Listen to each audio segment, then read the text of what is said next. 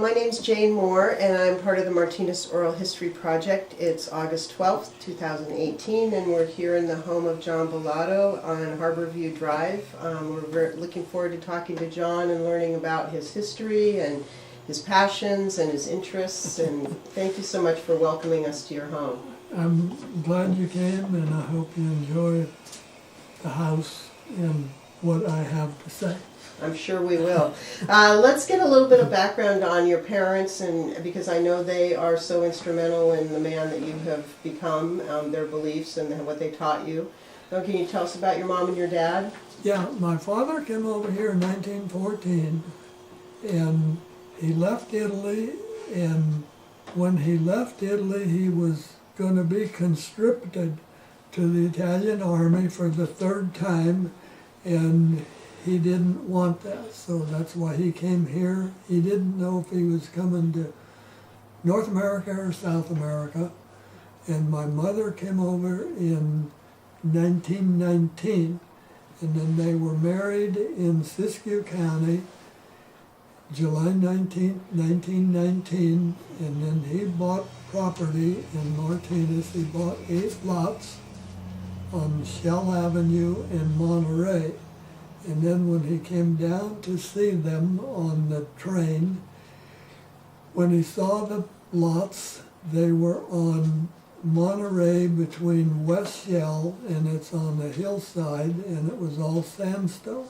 And he told the realtor, he said, "You said that if I didn't like the land, that I could change." So the guy said that there's 8 lots across the street. And then he went across to look at the lots over there, and he says, "I want to trade from these to those." So then he had those lots.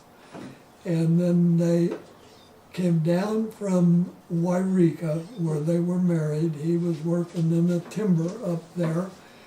And they built the house that all 4 of us were born in. And the oldest child, Evelyn, was born in 1921, and Nellie was born in 23, and Edward in 27, and I was born in 34. And then we lived there all the time, and we all went to Martinez schools, and the older 3, there was an Italian school for the other ones, and then that sort of disbanded about the wartime. An Italian school in Martinez? In Martinez, and it was a group of individuals. I mean, my mother and father, and Castellanis and Castrucci's, and different ones came together, and they were trying to keep the language, but my mother was very adamant that you had to speak the language that you're living. And she used to get mad at the Mexicans. There was a Mexican community down on Monterey towards and Bush Street, and they would walk by and they would want, some lemons or something, and she would say, "You got to speak the language where you're living," and they used to sort of get mad at her, but she was just, she was just one that you had to do it. If you didn't do it, you wouldn't be accepted as well as you maybe should be. So your older siblings went to that Italian school? Yes. But you did not? Yes. No, they all went. Evelyn, Nellie, and Edward all went. And then Nellie, that was born in 23, she is still living in San Francisco, and she will be 95 on the 1st of October. Oh my goodness. And Evelyn died about 8 days before Jane and I got married. And then Edward died, I think, 3 years ago. So, we went there. My father worked at Shell for 31 years, and he was retired from them for 31 years. He left when he was 60, and he was 91 when he died. And my mother died in 82, and she had not been to see a doctor for 16 years before, so had she gone, so the main thing that we learned from that was, you know, when you have a problem, you gotta go do something about it, you know. There's only one person that can do one thing for oneself, and that's the individual. Right. If you don't, you can't put the blame anywhere else. And when your parents built the house that you were born in, there was no running water, was there electricity? No, my mother used to have to go up to the corner of Bush and Pine Street, and it was, at that time, it was the Christian Brothers down where Pine Street ended at Brown Street in Alphinian, and she used to go up there to DeLacy's property and get water and carry it home. Wow. So, you know, it was really, and neither one of my parents wanted to go back to Italy because my father left Italy for reasons that he had with the, you know, the wars that he was in Africa, and once with when Austria invaded Italy. And my mother can remember she was about 12 or 13 when her father comes in the middle of the night and says, pick up what you can carry, that we're leaving, and when Austria invaded Italy, so, you know, they just, and I can see that, you know, if you have some bad feelings, you don't want to go back because it's a realization of what you went through. Right. And did And they know each other in Italy? Pardon me? Did they know each other in Italy? Yes, yeah, Oh. they were from the same town, Okay. yeah, and I mean, there was a big time, you know, from 14 to 19 when she came over. When she went to Ellis Island, I think my father came into Texas, and then when she came over, she's speaking no English, and a German doctor and his wife sort of helped her with the English language, and then she came, you know, on a train, unescorted, came to San Francisco. She says she got on a stagecoach and went up, and then they were married, and then they came down. I don't know exactly when. Well, no wonder she was so adamant about learning your language. Well, she came in with no... she could read and write Italian and French. She did not like the Portuguese language because it had too many shoes on the end, you know. And it's just, you know, and then when she was here, when Stephen, my son, when he was in high school, she went down to the high school and she was teaching Tullio, a child that came from Italy, and she was helping him with the Italian, you know, language. So she was just too far ahead of her time. I mean, she knew, and when she had the stroke, the Tomazos that just lived behind me up on the hill that you see out the window, she wanted her, Kevin Tommaso's uncle was in the hospital in the same room with my mother, and she wanted a Greek book. She wanted to read Greek. She wanted to learn Greek, and you know, she was in her 80s then, so she was very adamant about the language, you know, that you learn the language that you're going to be in. Well, and she sounds like she was very adamant about education and bettering yourself, yes, too. Yes, she was. Yeah. Did she, when you kids were at home, she stayed home with you during the day, I would imagine. What was an average day at the house like with Mom? You know, after you got all the water? I was the youngest child. Evelyn was 13 years older than me, and Nellie was 11, and Edward was 7. So it's hard to say. You know, I don't remember too much of that. Again, like I say, I was the youngest, and the others, you know, were teenagers and older. young adults, you know, and they were getting to do their own thing. And then the war came along, and then my brother, he was a junior in high school, and he turned 18, and he didn't even finish his junior year in high school because he had turned 18, and the draft says, you're coming, you know. Which war are you referring to? That was the Second World War. Okay. That was they pushed him out with So a he went to blast. serve in the Second World War, your But brother. my father was in the First World War, and Right. he was not in the second because he was So he too left. old. Yeah, Oh. well, he Oh, was. he's too old. sure. Yeah, he was 50 and he was working at Mhm. Shell, and they felt that, you know, there was no need for him to go. Mhm, But mhm. So your brother served in. he was in the army for 2 years. I mean, like I said, when he turned 18 in 45, then he was gone Mhm. until 47. So And you then- were the youngest at home, and your siblings were older. So did you get not special treatment, but your dad taught you things, or did your dad? No. What were your responsibilities Oh, around the well, house? we had chickens and pigeons and rabbits and different things, and the Mhm. animals had to be taken care of.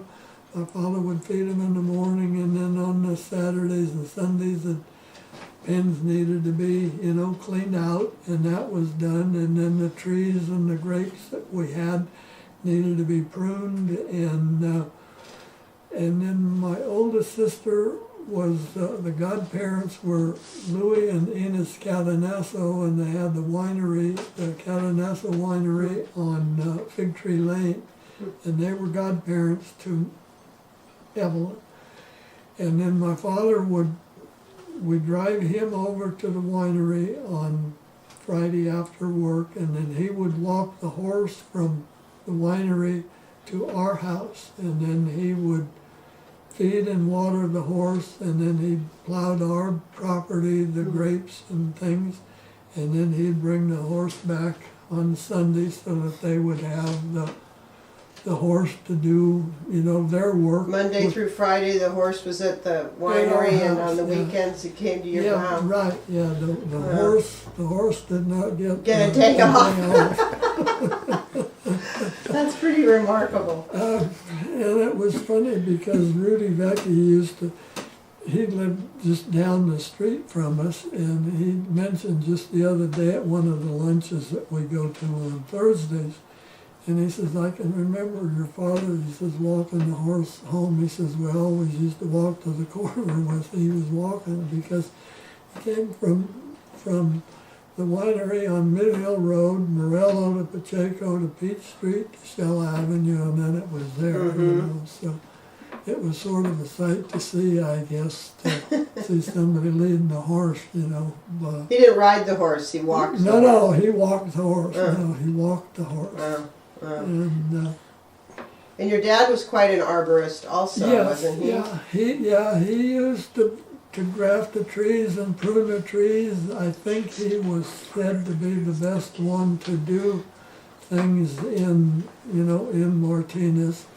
And in those early days when he was grafting trees, he used to make his own grafting wax, and he'd take some tar and he'd take beeswax and melt it, and then I had a little stove that was made out of like a gallon can, and I would keep the stuff warm because you had to, and then he was up on a ladder or he was in the tree, and then I would hand it up to where he wouldn't have to get down off the thing, you know, because it needed to be warm. So you had to have a fire under it? Yeah, I would just take dry twigs and just stick in the bottom just to keep it warm, just to keep it warm, liquid, to where he could take a brush and, you know, brush Paint it it. around to seal it. Now they have stuff that they made at Shell and around at Pabco, and the other one that was out there next to Shell, and it's an emulsified asphalt where it's water soluble, and as soon as the water evaporates, it just made it much easier. But like I said, I had to, you know, to be there to where it just saved him a little Coming up bit and of down the time. ladder all Yeah, the time. right, Yeah, sure, right, that's a lot, yeah. and that's a lot of time and energy. And then after, before I retired, well, and that's 31 years ago. I've been retired since I was 54. I'm 84 now. And I planted 65 pistachio trees on our old property. I pulled out all the walnut trees because they were dying from black lung disease. And I put the trees down. Some were on my property, some were on my sister's, some were on my brother's, some were on my nephew's. So there's 65 pistachio trees, not as big as these here. And then I grafted all of those. I mean, You grafted, when you graft them, what are you doing? Are you taking well, one all kind of right, it's pistachio and putting it on the grafting, tree? and I meant to do a little thing with some twigs today to show you. There's budding where you make a slice on the thing and make a T, and then you open it and you slip that bud inside of this T that's there, and then the bud is there. And the roses out here, and the roses that my daughters, if I see a nice rose, a pretty rose somewhere, I'll ask somebody if I can get the cutting after the flower falls off. Because they're going to cut it and throw it away, Right. and then I just bring it and slip it in. And then there's a whip graft that can be done on like a pencil size, and it goes together with a little bit of tape and then the seal on it, and it's simple. I can do it so fast, and people are trying to watch me and see what goes, but it's over before. So the idea is that with the roses, so you have a rose bush, and then Yeah. you find a rose you like, and then Right. does the ultimate rose that grows out of that, is it a hybrid Right. between the Well, two? no, it is, in other words, whatever you graft onto another rose, Okay. whatever you cut off of one bush, it's going to be the same color that comes out because you're taking one bud. Now, I wish I really had done what I showed, because you could see visually. We'll make a YouTube later. All right. John Bellato Grafting School. It's fascinating. So your pistachio trees, you've taken different pistachios and put them onto one tree. Is that what you Well, did down there? I will do, if we take a break, I will go out and I'll cut a couple little things, and then I can visually show Okay. on the thing. And Okay. it'll be better because it's too hard to explain. It's Verbal just- doesn't work. It's a Yeah, yeah. and and all of they have to be a similar, in other words, a rose has to be on a rose. Okay. Pistachio has to be on a pistachio, walnuts on walnuts. Peaches and nectarines and plums and cherry plums can go on an almond tree. Oh, They are, because they're all stone fruits. They Oh, okay. all have, Yeah. the seed is basically the same. So they're able to put in, olives got to be on olives, avocados on avocados. It's got to be a like or a similar leaf on the thing. I mean, it really gets to be. interesting. And I was probably about 7 or 8 years old when Jimmy Shea, who worked at Shell, he was a gauger, and he worked shift work, and he had trees. I was grafting cherry plum trees over his place when I was, 7 or 8 years old. Really? I mean, I learned early, but then I got some literature from UC Davis, and it had more stuff, and then I get a publication from them still, and it goes into a lot of new stuff, and they're doing new stuff now to where they're able to take just the green things off of giant sequoias, and they put them in like an osterizer, and they just whip that stuff up to where it's just a thing, and then they put it in a medium and new trees will just grow from them little tiny fibers. I mean, It's what's fascinating, isn't what's it? getting done anymore with the knowledge that people have, and like I said earlier about, you know, the pieces of the puzzle finally get together, and, you know, geez, the light at the end of this tunnel is so bright that I can't see, but I know what's there. Well, it's very interesting to even to have that knowledge since you Yeah, were so well, young and to watch the whole right. progress. But then as I went on, and then there was times when, all right, the buckeye tree and the horse chestnut are in the same family.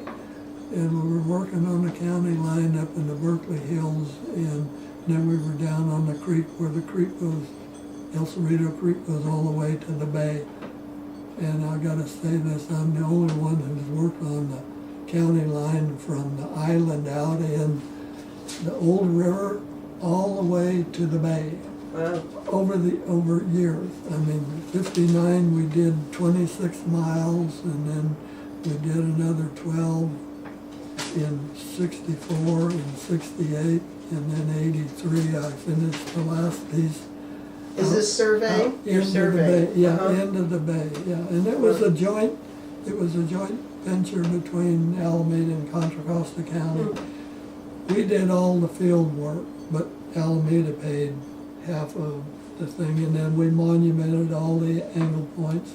But it was over a time span, you know, from 59 to 83. And you were surveying the county line, is that what you were doing? Yes, to reestablish it, because there were a lot of places it went up to a hill peak, you know, and then it went from there. So what the object was, then it went over all the hills going, but it's a 26-mile straight line from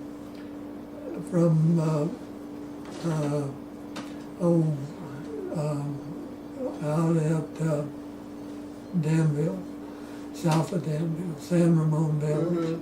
From there all the way to the little island, there's an iron pipe in the island, and it's supposed to be a straight line, but over the years when the line was first established, because both Alameda and Contra Costa County in the early days were all together. It was one county? And then one county, and then they split it where they split it.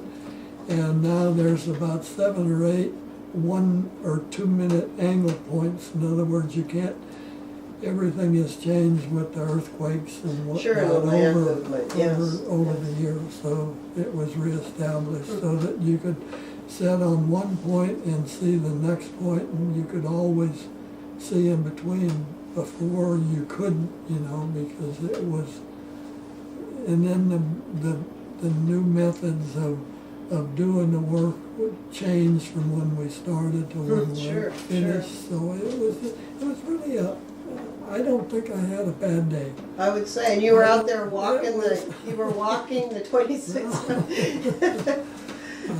It was really, I enjoyed it. I enjoyed it, but I've enjoyed, you know, being away from there. I worked for 36 years.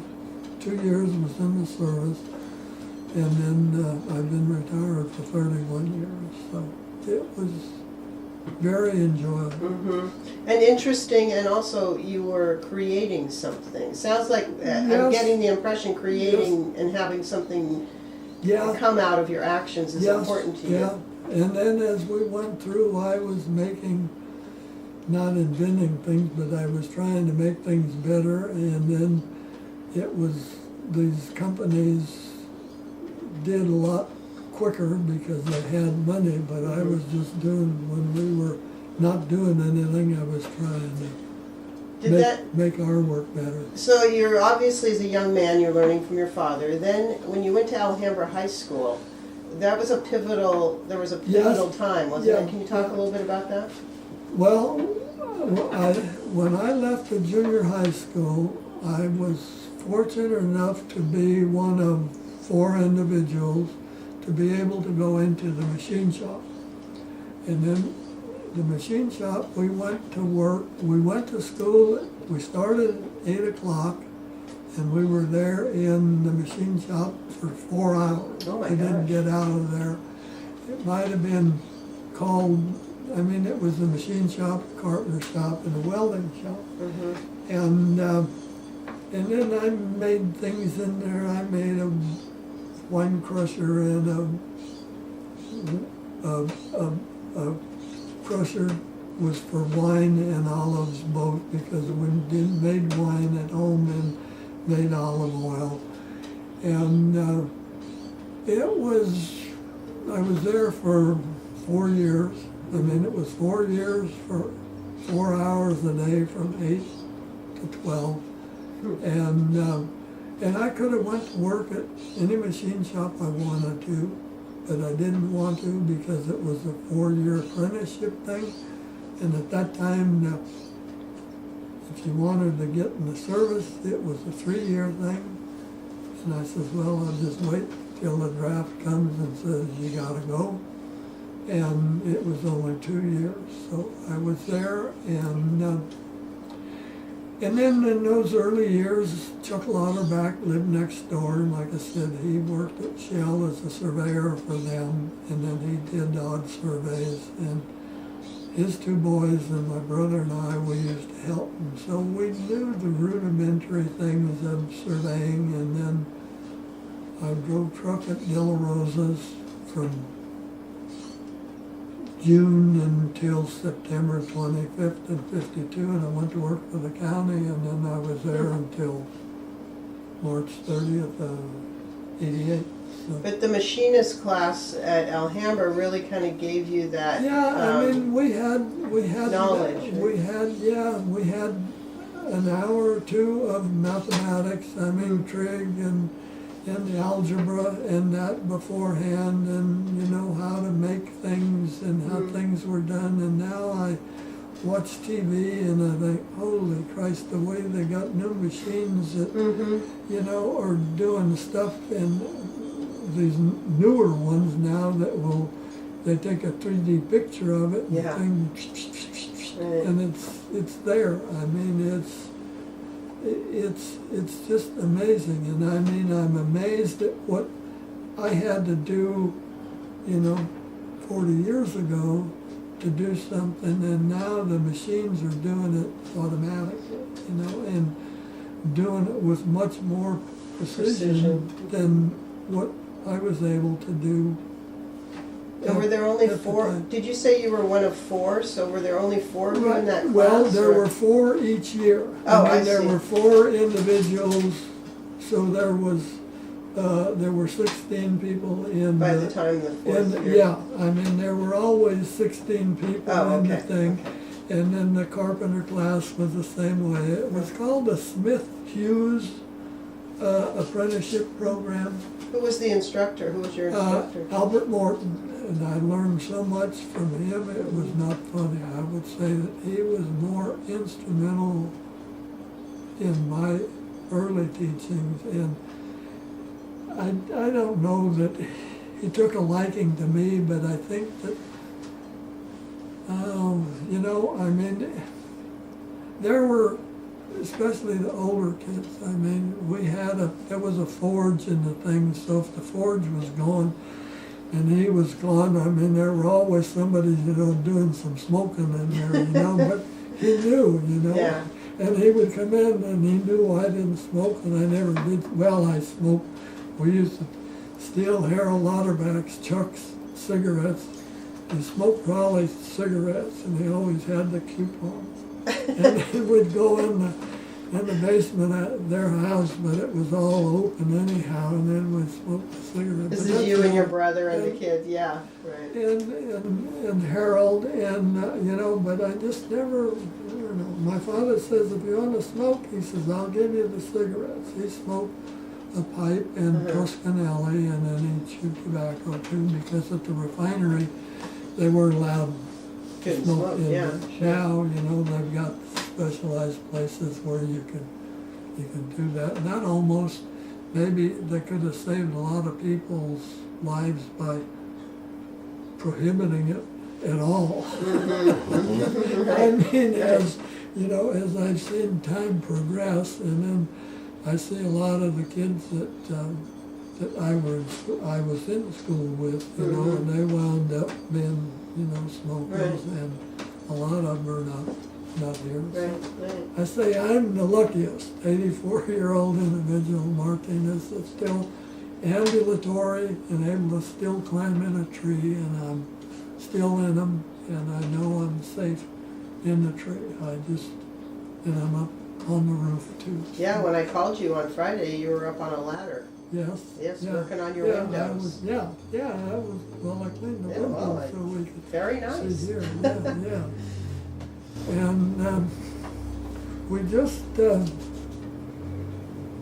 I take a day at a time. I get up, I maybe have some little aches and pains, but I try to put them aside, say, you know, just deal with it. Because if we don't deal with what we have to deal with daily, we are going to succumb to whatever ailment we have. And I'll accept that when that comes. But, you know, and I'm not afraid of dying. You know, I don't look forward to it, but I know eventually it's going to happen. Everything dies. You know, trees die. There's a lot of trees around that should be cut down before they fall on some house and kill somebody in the house, you know. But people have different, I have a completely different outlook on life. It's just... Why don't you talk a little bit about that? Because I know you have a strong feeling about how you feel about life. And yeah, it's, I mean, I don't know where. Where did it come from? Is it? Well, I think with my mother, because she was one when she came here, she learned how to drive. She learned how to drive. All right, we had the only car I remember was a 1925 Chevrolet, but I think there was one before that, and she learned to drive on that. And Al Suzini, who was the owner at or the proprietor at Felix Dry Cleaners, he was the one who taught her how to drive. And she used to, they didn't have a parochial school. The parochial school started with my nephew. He was one of the first ones. My oldest sister, Evelyn, was the oldest child, and he was one of the first ones to go to the parochial school. But then there was catechism, and my mother used to drive the nuns if they had to go, you know, from somewhere. So, but she just, you know, she was a learner, you know. She learned. She was a citizen. She took her citizenship. She took her things seriously. She voted. She says, you gotta vote. She says, you can't neglect the vote. Me personally, I have voted every election. When I say every, I mean every last one. I've never missed. How small it was, I voted. And my first voting was in the Army when I turned 21, and it was absentee. And it's just, you know, she says you can't neglect it, and the neglect comes when people stop doing things. You got to keep doing things. If you don't do them, you forget how to do them. And then you get pissed at somebody because, and I say, did you vote? And if they say no, I say, keep your mouth shut. You don't, you know, you don't have the right to even talk about it. If you voted and you tell me, and I really believe that you told me the truth when you said yes, then, you know, it can be debated, you know. I mean, we can do a little bit of dialogue. But if you said no, boy, just turn around, walk away, or I'll turn around and walk away. I won't have a part of it. Because you didn't participate. You had the opportunity, and you did not do it. Was your mom a serious person? Did she have a sense? I mean, she had sense of humor she had funny things. I mean, I won't go into it here, but I will tell you, I'll tell you later. And she used to do it to all of the grandkids, and I mean, they got a charge out of it. So it was one that, So she knew how to live life in a full circle. Yeah. I mean, Responsibility, family. Yes, yeah. I mean, and with, when I can remember going to funerals when I was, not drugged there, but in hand, maybe 2, 3, 4 years old. I mean, we went to funerals. You went, so I knew, it's not that I didn't know what death was, And my mother would go to a rosary or a funeral, and the people that were the ones that the remaining individuals, and then they used to say in Italian, Maria, come che guarda?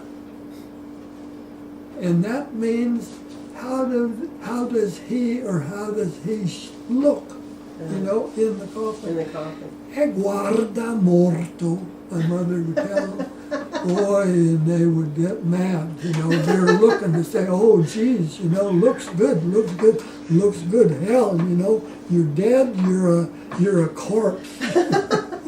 You don't, and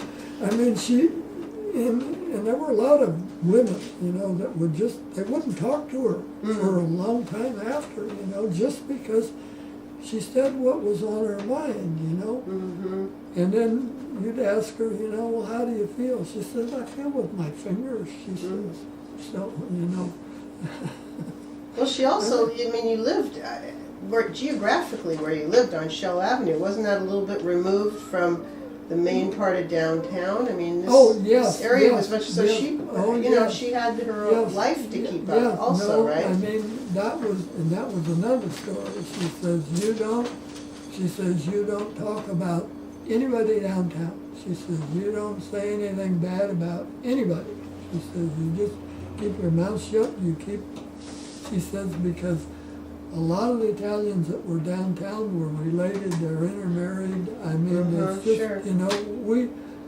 There's no Bellatos in town. There's my son who lives on Mine Hill Way, and then my nieces and nephews, and their family name now is Villiansonis, and then my children, and then there was an uncle in Auburn and an uncle in Oakland, and then there were 2 other brothers of my father's that died. One was in Daly City, and one was, and the children of my mother and father took care of 2 of those.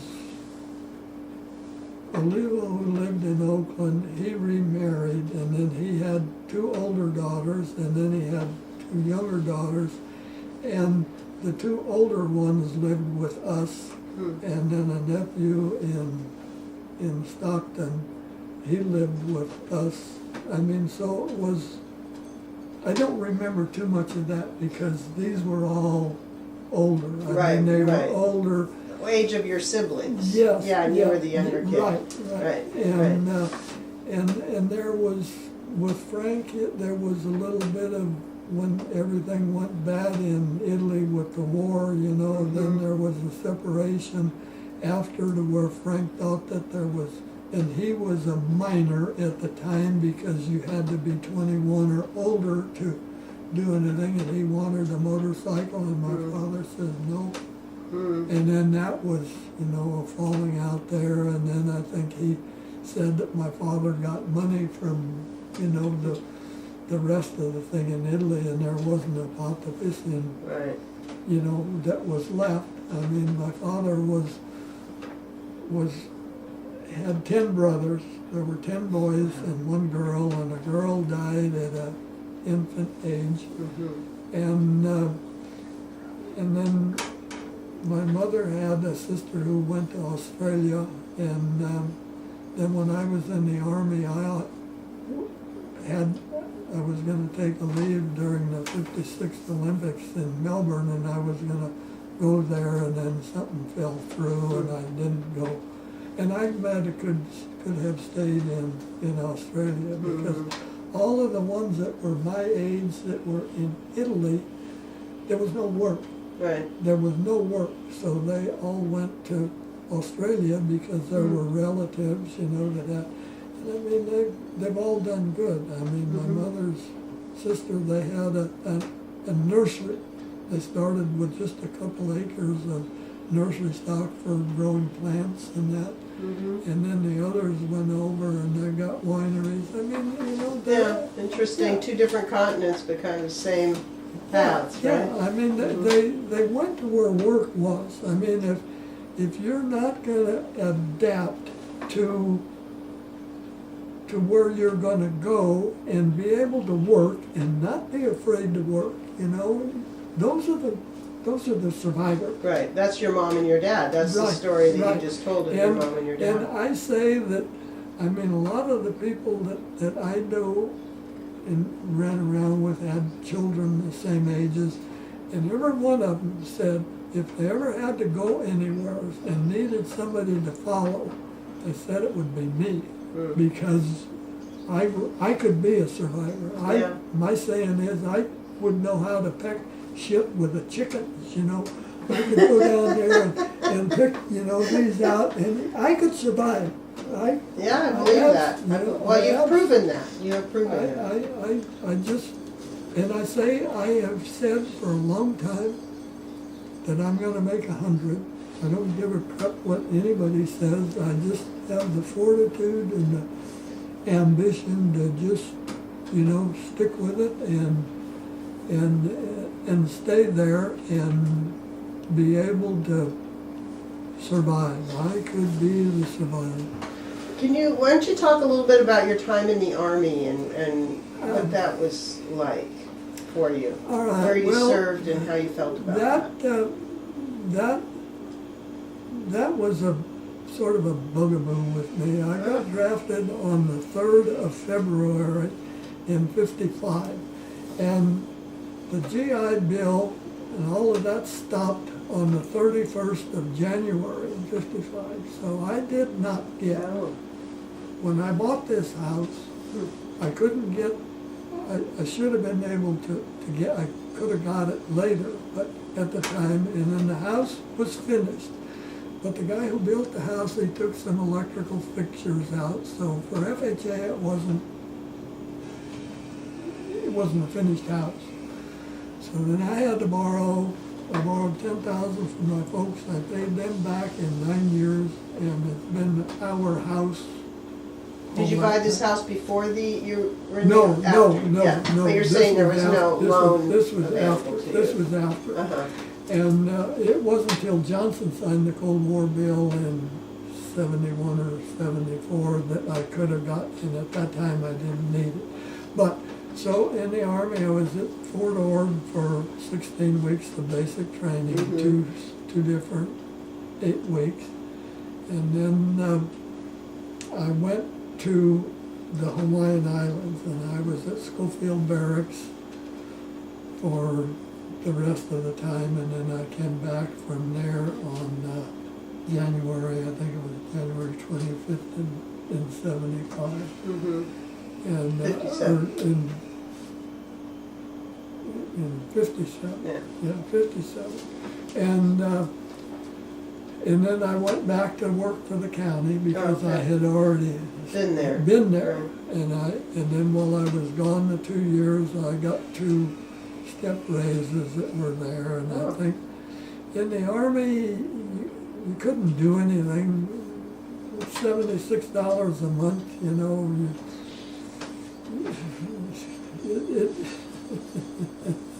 it was something that, I always had money. I got $76, but I earmarked this for this, where I always had money. And then the guys, that smoked, they'd come by at the end of the month. They had no money, they had no cigarettes, so they were bumming cigarettes. Yeah, I got them, and then I'd read, oh shoot, I guess I left them in the barracks. And then they'd get pissed at me because I'd lead them down the path that I had smokes, but I didn't. And it was interesting. We had to march through the pineapple fields and whatnot on maneuvers. And then one time I was watching out in the things to see a nice pineapple, and I picked the damn thing, and I wasn't supposed to break ranks, and then I had somebody else, and then somebody said something, so I had somebody else put it in my backpack. Well, then I had to carry that damn pineapple. The platoon sergeant, he made me carry that thing all the time. And then at the quad, everything was in a square, and then when we'd go to the movies at night, there were avocado trees. These buildings were 3 stories high, and they were like 12 or 15 foot high ceilings. And there were more Puerto Ricans and Cubans, and a lot of blacks. And the Cubans and the Puerto Ricans, they liked avocados, and we were not supposed to pick the avocados. So when we went to the movies, then I'd look at these trees and see where they were in the tree.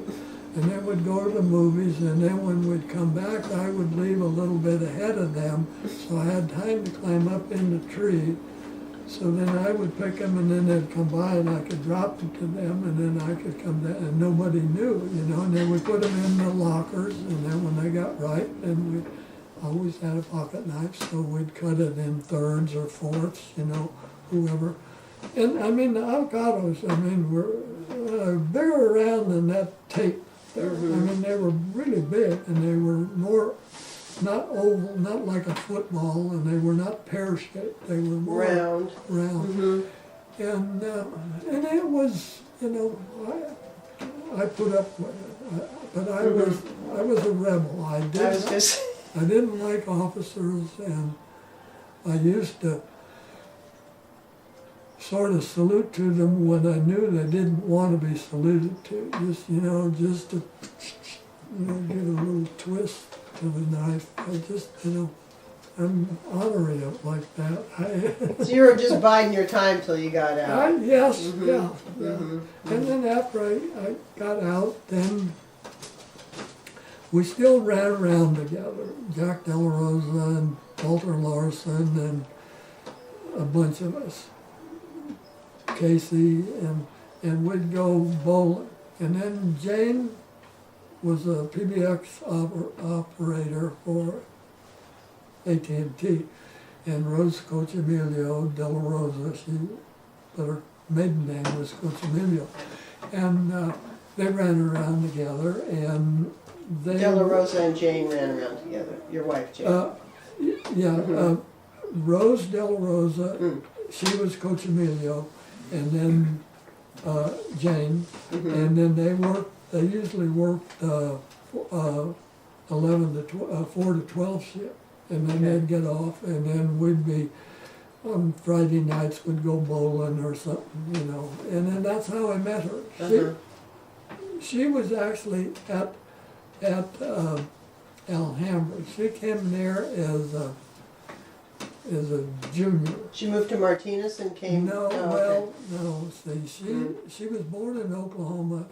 She came to California and she was born in 35.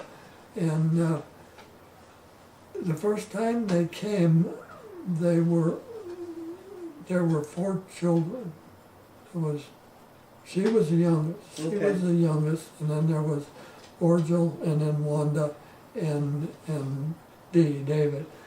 And they came out in a Model A pickup with a mattress on top, and they rode in the back. She says it took 5 or 8 days. Wow. They would drive, they would stop and build a fire and fix lunch, and go and stop and build a fire and spend the night, get up in the morning and fix the breakfast and go, And she was young, she was little? She was little. She said she might have been, I think she said she might have been 5 when they did that. So that might have been, around 1940. Uh-huh.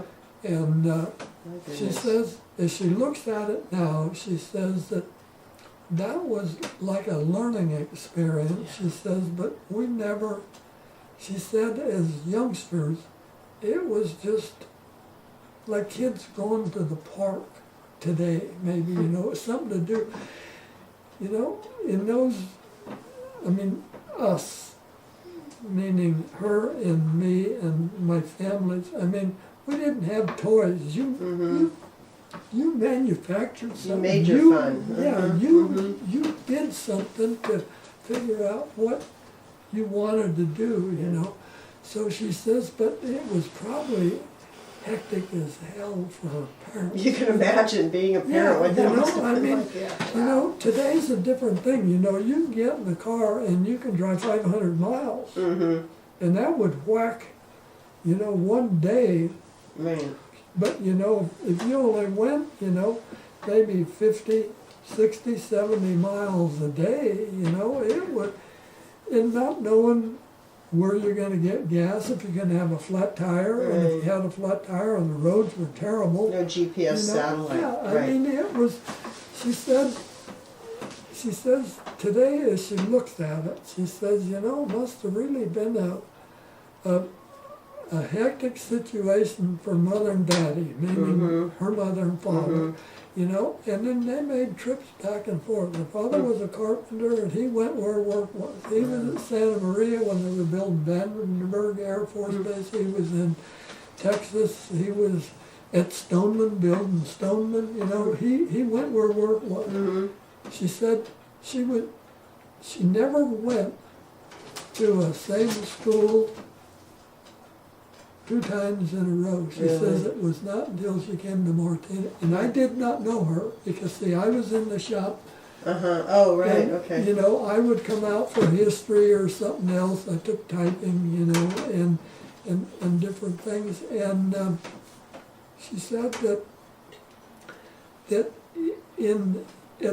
that time, when things were getting done, I didn't know her until I met her, at Bolin, and then it went from there, and that was, well, I guess it would have been 57, 58, because I had a 57 Oldsmobile, and she had a 54 Chevrolet, and, we had our own things, but she moved back and forth, and she said what she really stuck in her head. She said she could come home from school and her mother would have everything packed in the house to go as soon as Ed came home. And when he came home, they got in the car and they went to work somewhere. He went to work somewhere else. The family followed. She said she was never able to tell her classmates or her closest friends, Oh my gosh. I'm going, goodbye, I won't see you again. And she said that probably hurt her the most, I imagine. that to get uprooted, and you're gone. Right. You're Without a gone goodbye. to a place, and then you got to get, she said I just asked her the other day, she said before she went to came up to Mount Diablo, because they were living in Port Chicago, and she said she was at Chowchilla school okay. before, and then she came as a junior to Alhambra, and then we graduated together. Same Like I said, class, we did not know. You were in the same class, but you didn't know each other. Yeah, Uh-huh. and we didn't know one another until at some point in time not January, say March, April or so, and then we, Well, you got married in 1958, right? Yeah, January 5th. How long did you know each other before you got married? From there back until, I would say sometime in February Year before. of 57, February, March, maybe April. And then we got married, and then Where'd you get married, St. Catherine's? at St. Catharines. And then my oldest sister, she wanted to make the wedding cake for us, and it was going to be here. Hotel. We spent our honeymoon night here In this house? in this Uh-huh, house. uh-huh. When everybody left, I mean, we left to go in the movie, and we came home, you know, later. But we So you got married, you came back here to this house and Right. had your reception here. Yeah, Then right. you went to a movie? Well, And we then you went to came the back. movie until everybody got Right, out and here. then- They were gonna, That's you know, great. clean. Where did you go to the movie? Was it downtown, the State No, Theater? no. It probably might have been over to Ream or somewhere. Okay. I mean, we just had to, you know, get out, and Right. then we went up for honeymoon up in Oregon and southern Washington, and then we came back, and then we went, you know, went back to our work. Right. And then, like I said, my oldest sister Evelyn, she had cancer, and she had just had her sixth child, and they opened her up and they closed her up, and Tommy was born in August, and she died the 28th of December. So Wow. Tommy was just, you know, a baby. And you know, like I said, I mean, we're very realistic. Yeah. You know, I mean, what happens, happens, and you either deal with it or you're gonna die with it, the same as things do die. So it just, a lot of people don't, I don't know, I've got a completely different situation. And then my mother, she wanted to give her body to the saints. Well, then about when she had the stroke in '82, I talked to John Conley at the mortuary. He says, "Oh God," he says, "you got to have some paperwork for that." So I called up UC in San Francisco, and then I says, you know, send it. I says, send two. So I filled my papers out, and I've been carrying the cards, you know, and it just. So you were able to get the paperwork done in Oh time yeah, for your mom? yeah, Good. right, for her, yeah.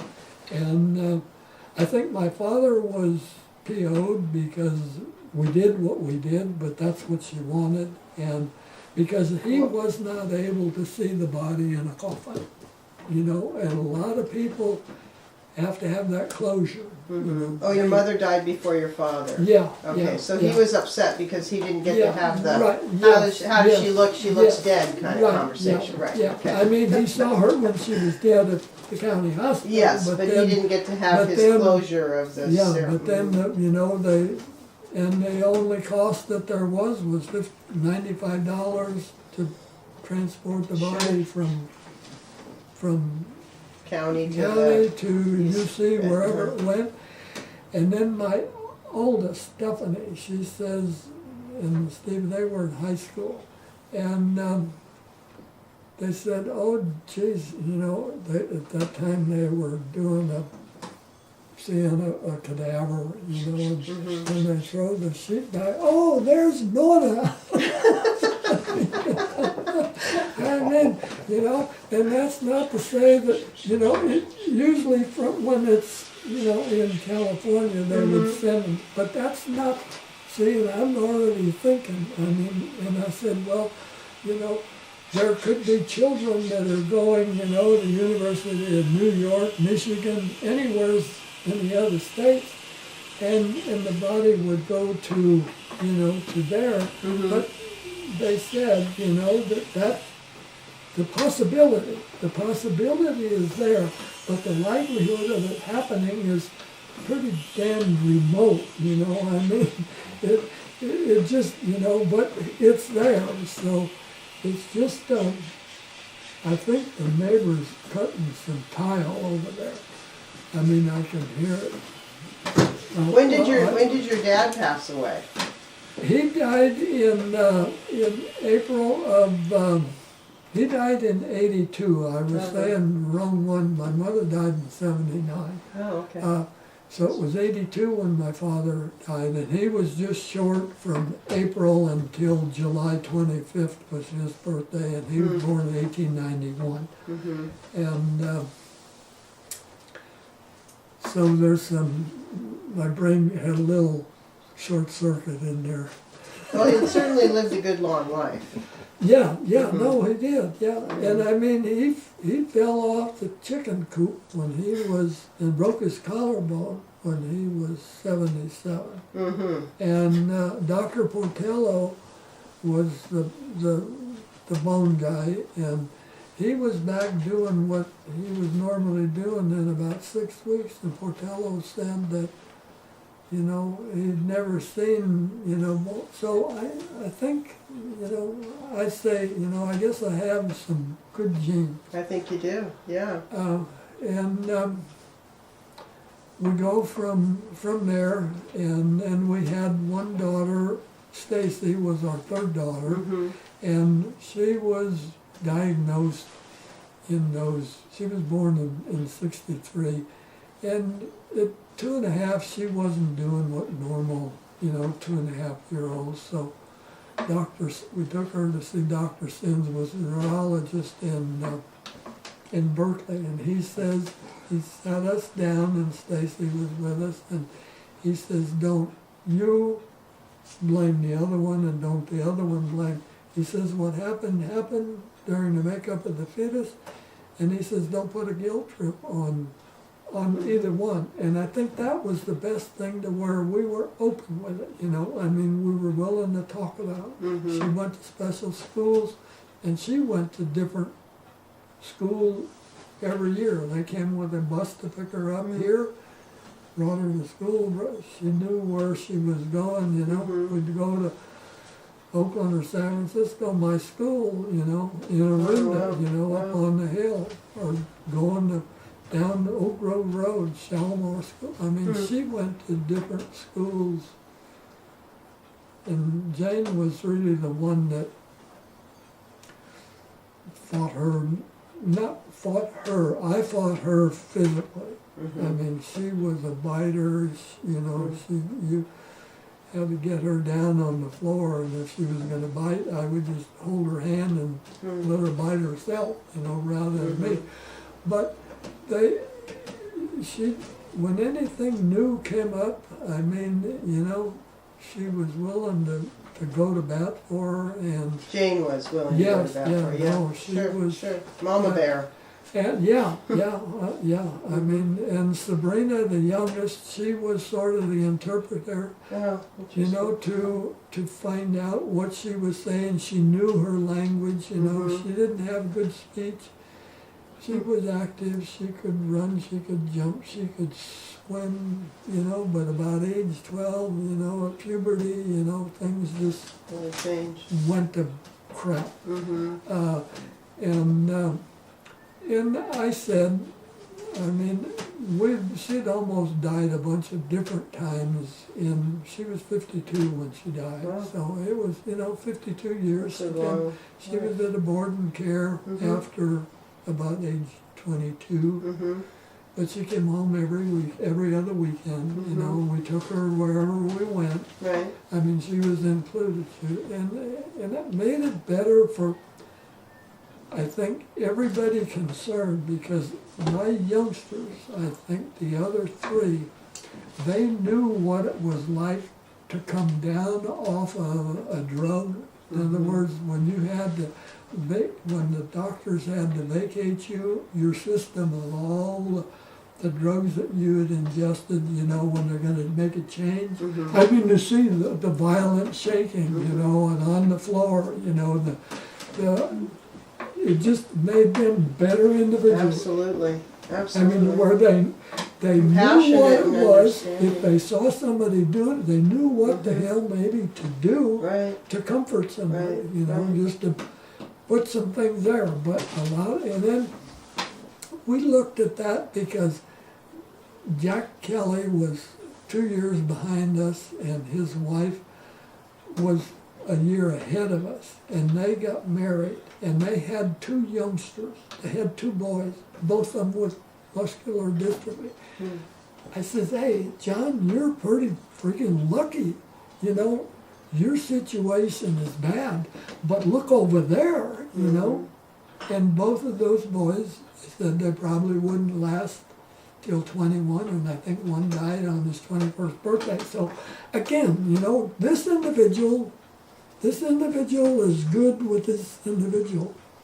Don't give a rip what anybody says about it. I mean, you just can't, you can't call the shots, and when the shots happen, you know, they happen, and it's just a different situation, and you deal with it. If you don't deal with it, you're gonna die with it. So just make the best of it.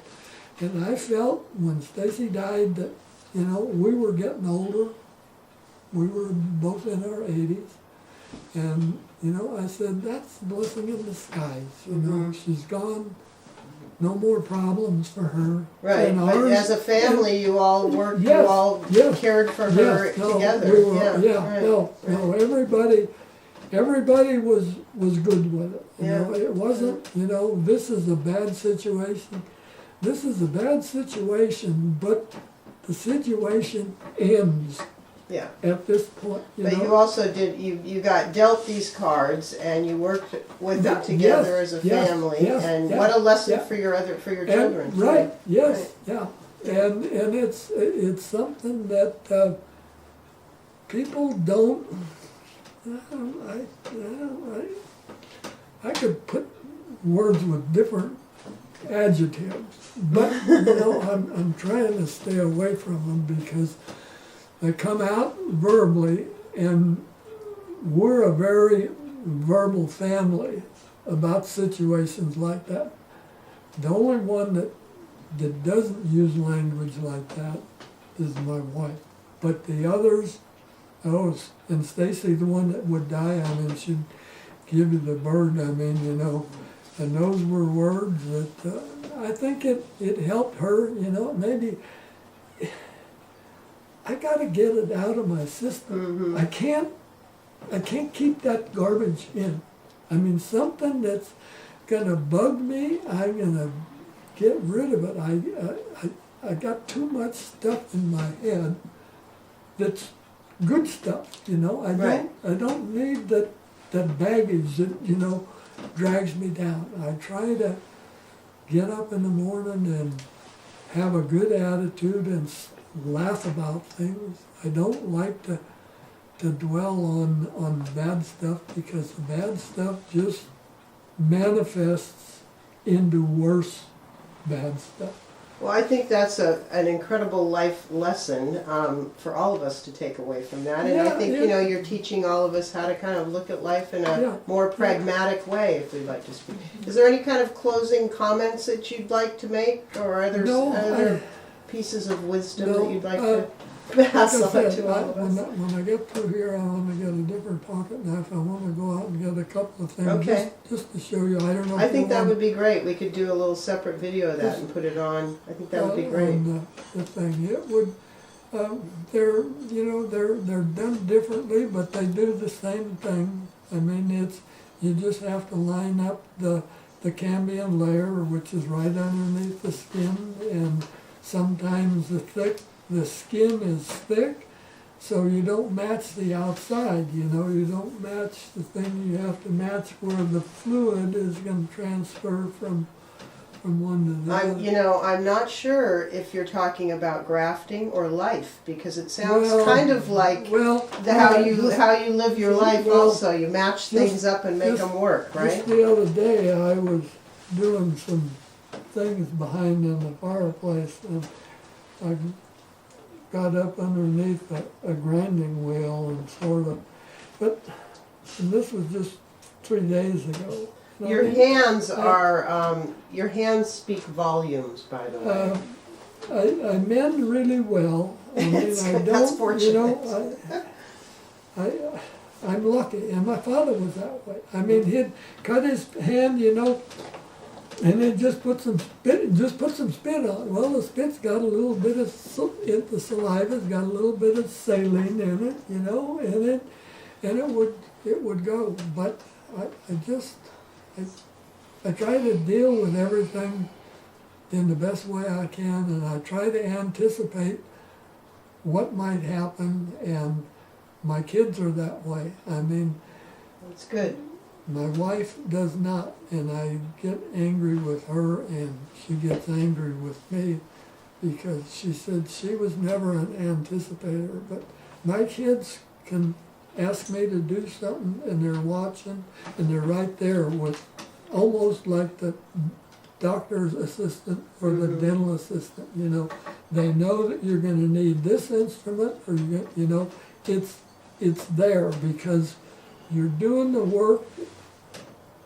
When I go watch somebody do something, I'm physically doing what that person is attempting to do, and say, I might have a better method of doing it, but the anticipation of the instrument that you need, you know, like you guys, I mean, you know that you need to do this, to do that, to get to there where you need to get to, and you got to be ahead of the point. You know, you got to be that nth second before to get the machine to be pointed wherever you want it to be.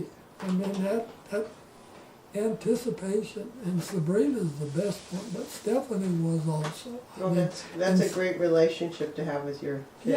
Yeah, and it's, you know, I mean, and we get angry with one another, and we tell people where to jump on and where to jump off. You know? and if you get it out of your system, you know, you don't have a bad attitude that's going to be a grudgeful thing to where, you know, you did this 2 years ago and you did that 10 days ago, you know. I might have done a lot of things 2 years ago or 10 days ago, but, you know, I tried to make, and if I do something wrong to somebody, I'm willing to admit it, and I'd be willing to stand wherever you want me to stand and apologize, and I would apologize more than once. And if you still have a hang-up with me, that's not my hang-up. That's yours. Well, thank you, John. I'm looking forward to our grafting lesson. I think that'll be a great little addition to this video. And Like thank you so much for having us.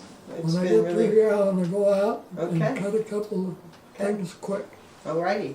Okay, Yeah. if that's it, that's it. Thank you. Okay, you're welcome. I appreciate it. I hope things went well. John will make us look good, no problem.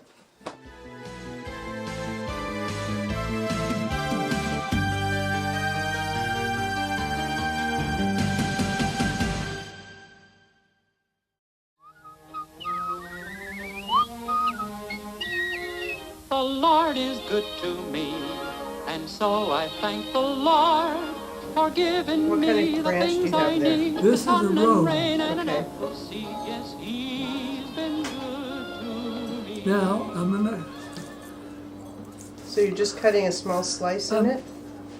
yeah, but now I'm going to come here and I'm going to take this out.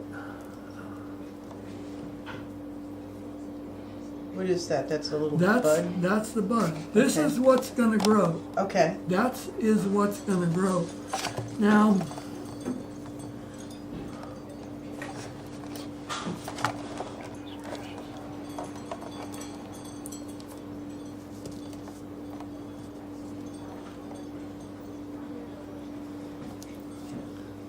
You got that wet with a little saliva. well, with the spit, I Yeah. mean, it's just,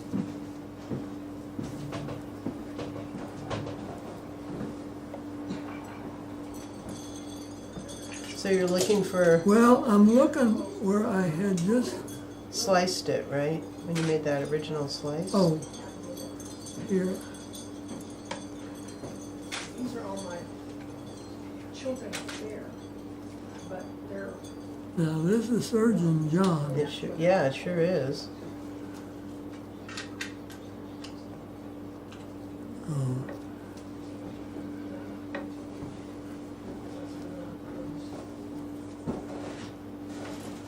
And I shouldn't be doing all that fingering on there. Why? Because of the Well, it, disease or the bugs Yeah, on yeah, your fingers? yeah. Sure. Well,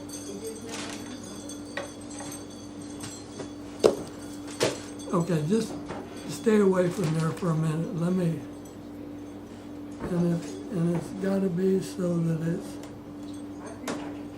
going right side up. But normally, see,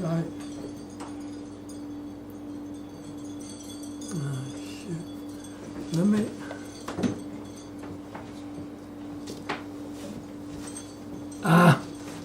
All right.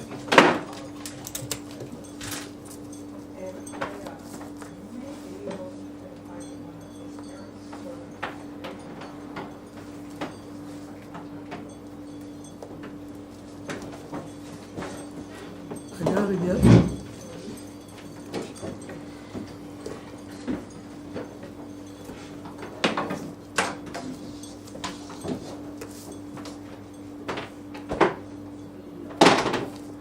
this would slide right down.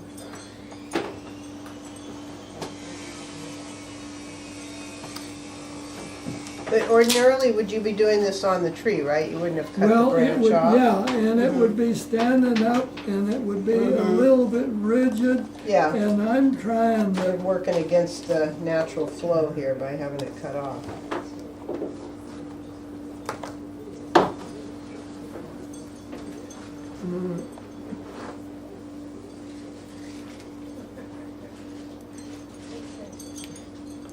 no, that's not even gonna. Too tough, huh? Too hard. Three's the charm.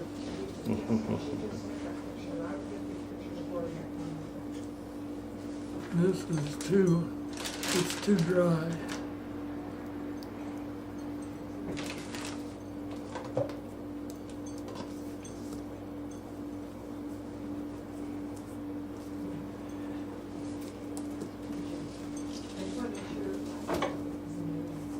Oh, you have it right here. Okay, so now, yeah, okay. I don't know, because I was gonna talk to Sabrina and ask her if she remembered you.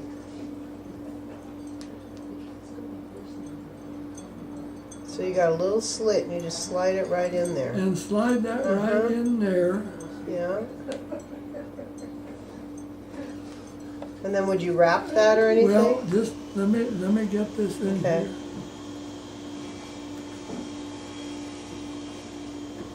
And then I slide Oh, I that down see. there like Yeah, yeah. that. Mm-hmm. And then I take some electrician's tape. Sure. Just about, I take a full roll and I make 3 out of it.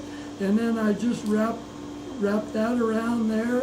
Just and to run hold it in there while it binds. And just leave the bud. Uh-huh. And just leave that much. Barely and then showing. yeah.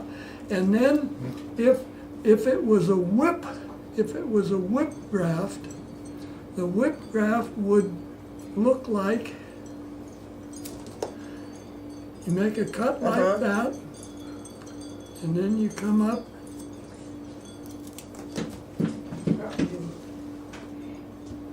Nervous here.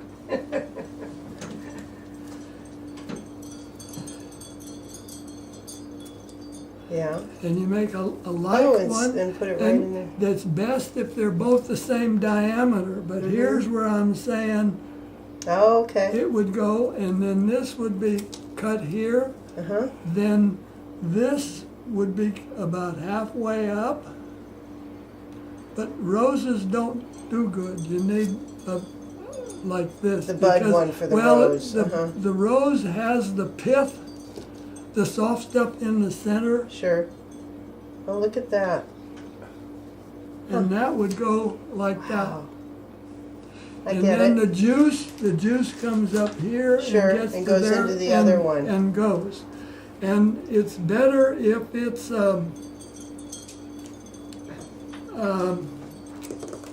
and you just, and it's got to be one cut. In other words, you just make the cut Right. like that, Yeah, and so then you really you- expose and then that you make- interior. and then you make the other one. To match it. It matches, and Uh-huh. I mean,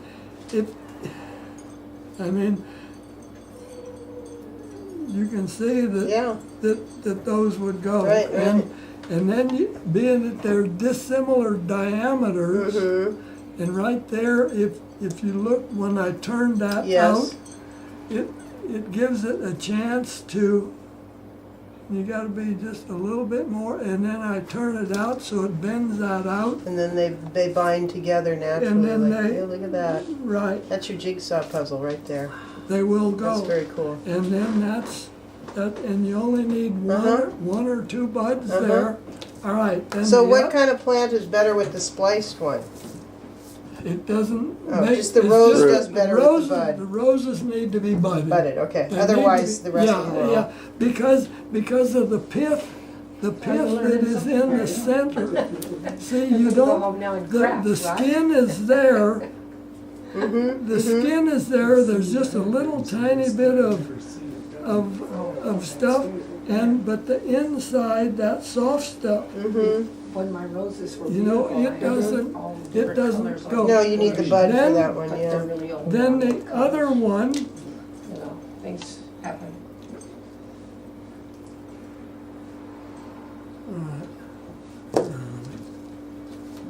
if you had a big tree that you needed, let me just, all right, you take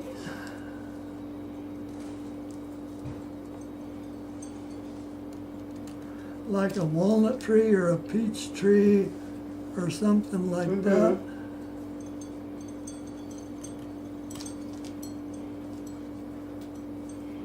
Have you ever done any whittling? No, no, not really. That's not Just my, asking. That's, Can't eat it. that's not my, Not your thing. Because Okay. they'll do flowers, because you can't eat them. It's all about the survival in you'd them. have a tree, it was about this diameter. Sure. And you'd take a knife and split it. Okay. And then you take an offset screwdriver and put in there to hold it open. Mm-hmm. And then you put this there so that when, with the split there, then that thing would go in and you match the cambium Mm-hmm. with the cambium Of the tree, of the of the branch. tree, and it might be this thick. So you put the outside of this with the outside, say the skin is that thick. Mhm. Here's where you'd match. Here, not the skin and the skin, you'd be matching there. And then you put two of them, one on each side of the Cut. cut. Uh-huh. And then after you get them in there, then you take and knock the offset screwdriver. And then they just close right up it and closes up, Bob's and your then Uncle you Jack's put- your dad. Yeah, Wow, and then okay. you put the tree seal on the thing. And then I love it. And then some of the things like the chestnut tree,